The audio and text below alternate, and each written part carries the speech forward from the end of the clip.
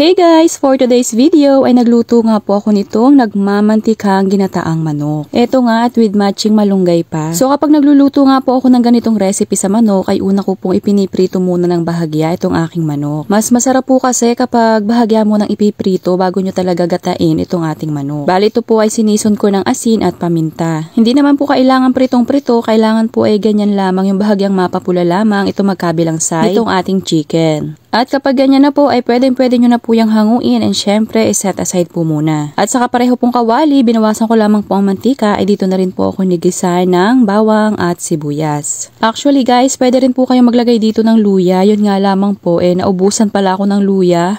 Tinamad na akong lumabas kaya ayan na lamang bawang at sibuyas na lang inilagay ko. Tapos isinunod ko na nga po itong ating bahagyang ipinritong manok. Bali leg quarter po yung part na ginamit ko dito na chicken. After nga pong mahalo-halo ay ilalagay ko na itong 2 tasa ng gata ng niyog. Halu-haluin lamang po and syempre maglalagay po ako dito ng pampalasa ng isang chicken cube. Naglagay na rin po ako dito ng paminta at ito po yung bahagya kong hinalu-halo tapos tinakpan ko po muna siya para syempre mas mabilis maluto itong ating chicken. At noong nagkukuluan na nga po ay akin po yung hinalo para naman po hindi matutong yung pinakang ilalim. And syempre magpantay po ang pagkakaluto dito sa ating chicken. Tinakpan ko pa po ulit yan para naman po mas lalo pa pong maluto at lumabas yung lasa nitong ating manok. At sa tingin ko nga po ay lumalapot na itong aking gata. Kaya naman tinikman ko na po yan kung sapat na po ba yung mga pampalasa na inilagay ko. At medyo nakulangan pa nga po ako kaya naglagay pa po ako dito ng 1 kutsarang patis. Lahat naman po ng pampalasa na inilagay ko dito ay pwede nyo po yung i-adjust. At para nga po sa pambalansin ng ating mga pampalasa ay naglagay na po ako dito ng 1 teaspoon na asukal. Yun naman po ay optional na lang.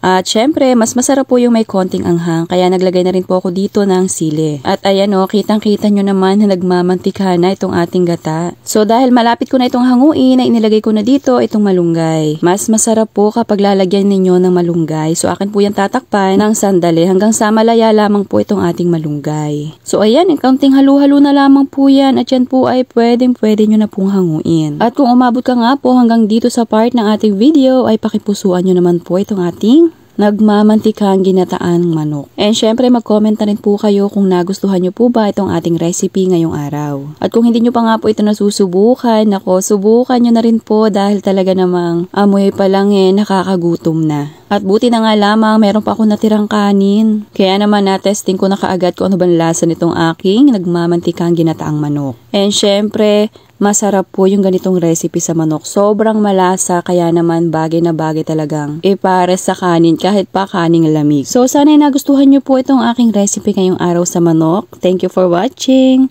Serve and enjoy. Subukan nyo na rin po ito dahil talaga namang magugustuhan nyo rin.